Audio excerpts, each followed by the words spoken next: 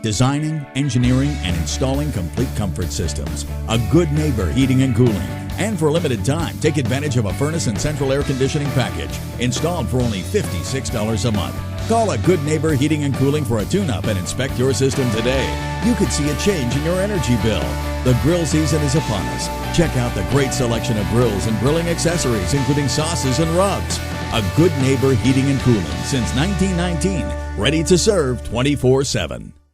Hi, Casey Hendrickson here. As many of you know, you've been watching the news, you've been seeing that Afghan soldiers have been firing on American and NATO troops. They're calling this green on blue shootings.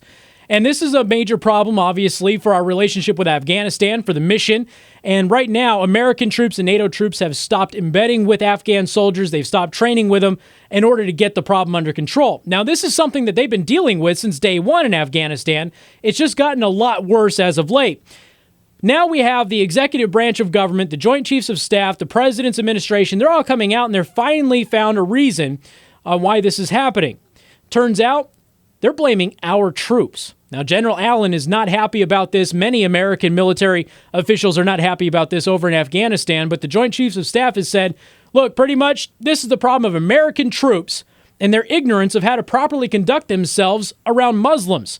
Turns out that American soldiers have been doing such heinous things as showing pictures of their family to their fellow soldiers, possibly kicking their feet up after a long march throughout the patrols in Afghanistan. And, well, you can't do that because you're showing Muslims the soles of your shoes, which is highly offensive. It's basically like flipping somebody off over there. So now what they've done as a result of this offensive behavior from Western troops, and by the way, Hamid Karzai has said as much in a public statement as well, is they've been ordering re-education of American and NATO troops to be more, I'm not making this up, sensitive to the Afghan Muslims. And that is supposedly going to curb the tide and stop any of these violent incidents from happening again.